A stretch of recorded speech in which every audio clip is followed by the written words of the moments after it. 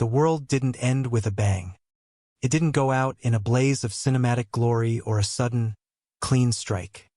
It ended with a silence so heavy it felt like it had weight. No hum from the power lines. No distant roar of the highway. Number 911 dispatchers answering the call. Just the sound of your own heartbeat and the realization that the thin veneer of civilization has finally peeled away. In the old world, your neighbors were people you shared lawn care tips with. They were the people you saw at the grocery store or the local park. But when the grid stays dark for more than 48 hours, those people undergo a transformation. Hunger, desperation, and the raw instinct to survive begin to override the social contract. Trust is the very first thing to rot. You're left in a neighborhood full of armed strangers, and the biggest mistake you can make is assuming that the person you knew 3 days ago is the same person standing in front of you now. Here is the hard truth that most survival guides skip over. Starvation is a slow process. Thirst is manageable with a filter. But the human element? That is the variable that will kill you before you even have a chance to get hungry. Right now, within a single mile of your front door, there are 3 specific types of people. You don't know who they are yet. They're hidden behind the masks of good neighbors and concerned citizens. But when the systems fail, the masks will slip. If you cannot identify these 3 predators in the first 48 hours, you will not make it to day 7. We aren't going hunting for food today. We're going hunting for predators. Put on your gear. Stay quiet. And listen. Type 1. The Hollow Man, the ghost of the old world. The first predator is the most tragic, but also the most unpredictable. We call him the Hollow Man. Picture this. A man who has lost everything the old world gave him. His house is ash, his family is gone, and his future, the one he spent 40 years building, is a dead dream. He is standing in the ruins of his life, and his eyes are empty. Not crying, not screaming, just gone. This is the Hollow Man.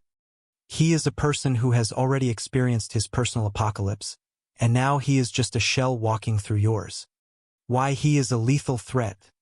The Hollow Man is dangerous because consequences no longer exist for him.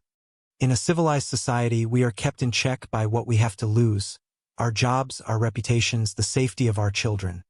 But when a man has nothing left to lose, he becomes immune to the laws of man and nature. He won't plan for next month because he doesn't believe in next month. He won't hold back during an assault because he doesn't care if he lives or dies. If he thinks your last can of beans might dull the ache in his stomach for 10 minutes, he will take it. If he thinks burning your shelter will provide him a moment of warmth, he will light the match. He attacks not out of strategy but out of a sudden, hollow impulse. He is a fuse that has already been lit, and you don't want to be nearby when he reaches the end. How to spot the Hollow Man? You have to watch for erratic behavior that defies the logic of survival. Most people will be panicked. The Hollow Man will be eerily calm 1 second and explosive the next. His mood swings flip like a high-voltage switch. Watch for disproportionate rage over minor things. If someone snaps at you with murderous intent because you looked at them the wrong way, that isn't just stress. That is a sign that their internal structure has collapsed. They also practice a specific kind of isolation. It isn't the "I need a moment to think" kind of space. It's the "I am planning my final act" kind of space. They stop engaging with the group. They stop talking about tomorrow. They just stare into the fire, eyes fixed on something miles away, rehearsing the violence they are about to commit. How to handle the Hollow Man. Distance is your only real defense. Do not try to be his therapist. You aren't equipped for it, and his soul is already in a place you can't reach. If you must engage, use extreme de-escalation. Speak in low, calm tones. Don't make promises you can't keep, and for God's sake, do not challenge him.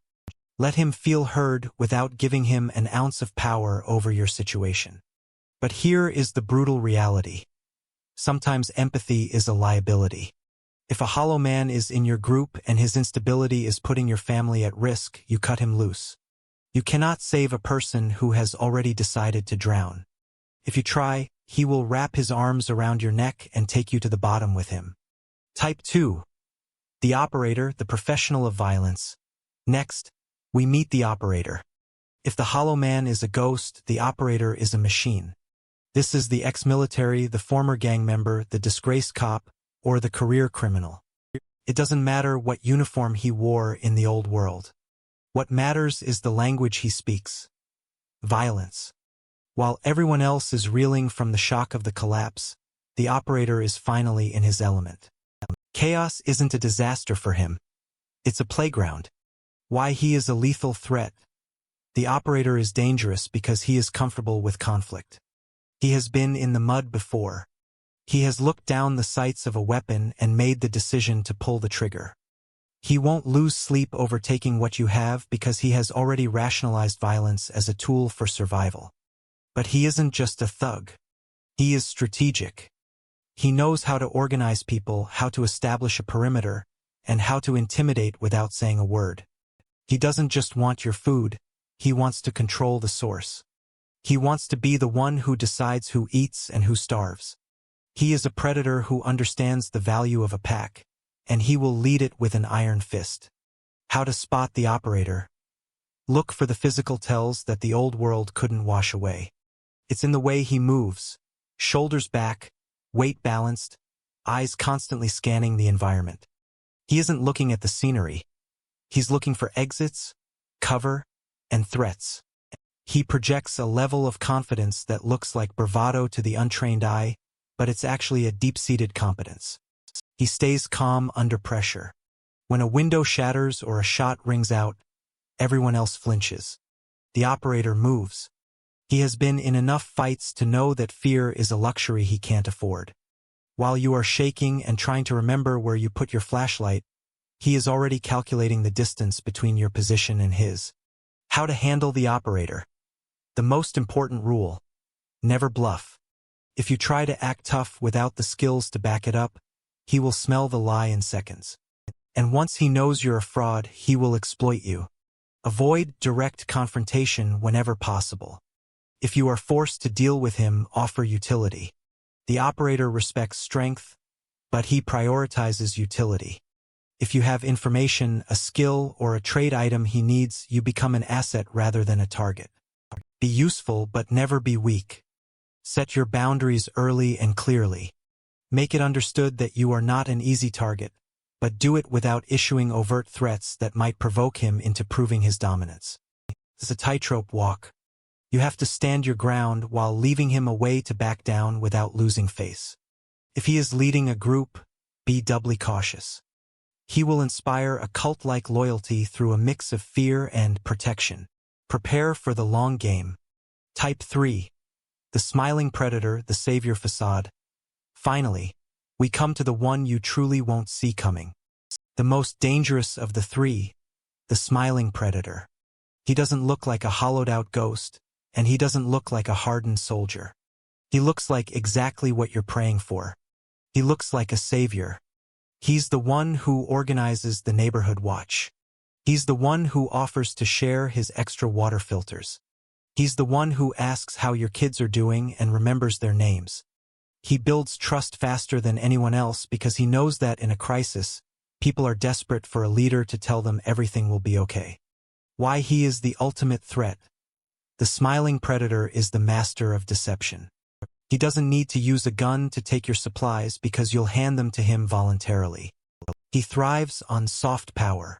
Once he has positioned himself at the center of the community, once everyone depends on him for safety or information, he owns the community. He is studying you every time he smiles. He is learning your weaknesses, identifying your break points, and figuring out exactly what you value most. He isn't sharing his fire out of the goodness of his heart. He's doing it to conduct reconnaissance. By the time you realize he's a predator, he has already stripped you of your autonomy. How to spot the smiling predator? You have to look for the cracks in the perfect persona. Watch for charm that feels just a bit too polished for a wasteland. He asks too many questions about your long-term plans and your specific inventory, always framing it as logistical planning for the group. Watch his stories. Details will shift over time. Liars always slip up eventually if you are listening closely enough. And look for the divide and conquer tactic. He will pull individuals aside for private chats, planting small seeds of doubt about other members of the group. "I'm worried about name," he'll whisper. "I'm not sure they're fully committed to our safety." He wants everyone looking at each other so they stop looking at him. How to handle the smiling predator. This is a game of high-stakes chess. Do not confront him in front of the group. He has already spent weeks building his reputation. If you call him a liar, the group will turn on you. Instead, you create distance quietly. Secure your most vital resources in a place he doesn't know about. If you find that he is already embedded in your circle, you have to make a choice. You can either leave the group entirely, or you have to surgically remove his influence by exposing his lies with undeniable proof. This isn't paranoia. This is survival. The smiling predator is a parasite, and once he's attached, he'll bleed you dry while telling you it's for your own good. Mastering the art of behavioral profiling to survive the human element, you have to become a student of human psychology under extreme stress. This isn't about being judgmental. It's about being analytical. First, past behavior is the only reliable predictor. If you know someone was a manipulator or a bully in the old world, they won't magically become a saint in the new one. Pressure doesn't change your character. It reveals it. If someone had a history of violence, expect that violence to be their first resort now. Second, observe the stress responses. The person who is barely holding it together will lash out the moment they feel cornered. The one who is too calm, the one who doesn't seem to be grieving or afraid at all, might be predatory masking. They are waiting for the right moment to pivot. Third, body language is a loud broadcast. Watch for the pre-attack indicators. Clenched jaws, hands that constantly hover near a waistband or pocket, 1,000-yard stares, or eyes that are way too intense. If someone is pacing like a caged animal or fidgeting with a blade, their nervous system is primed for action. Listen to the speech. People who are lying tend to over-explain. People who are planning a betrayal tend to ask a lot of personal, probing questions. Tactical asset protection. Staying invisible. All this profiling is ultimately about one thing: protecting your lifeline. Your supplies are your life, and in a crisis, they make you a target for all three types of predators. Rule 1. Do not advertise. The gray man concept is vital. If you look like you have a 6-month stockpile, you are a high-value target. If you look as hungry, tired, and dirty as everyone else, you are a low-priority target. Don't show off your high-end tactical gear. Keep your expensive tools hidden. Blend into the misery around you. Rule 2. Spread the assets. Never keep all your eggs in one basket. If a predator manages to find your primary stash, you need to have secondary and tertiary caches buried or hidden elsewhere. Use unmarked containers. Hide your medical supplies in old, grimy boxes that look like they contain trash. Wrap your high-calorie food in nondescript packaging. Rule 3. Discreet logistics. If you need to move supplies, do it during low-activity periods, usually the dead hours before dawn. Move in small batches. Never let anyone see the full scale of what you possess. Conclusion. The New World population survival isn't just about how many cans of beans you have under your floorboards. It's about understanding the most dangerous variable in any equation: the human being. The hollow man, the operator, and the smiling predator, each one represents a different way the human spirit breaks or adapts to the end of the world. If you can't identify them, if you can't profile their intentions, and if you can't neutralize their influence before they act, then all your prep work was for nothing. You've just spent your life savings to stock a pantry for someone else. In the wasteland, trust isn't a virtue. It's a luxury that carries a very high price tag. Stay sharp. Stay suspicious. And remember, in the new world, the person standing next to you is either your greatest ally or your final mistake. Welcome to the new world. Population. Whoever is smart enough to survive.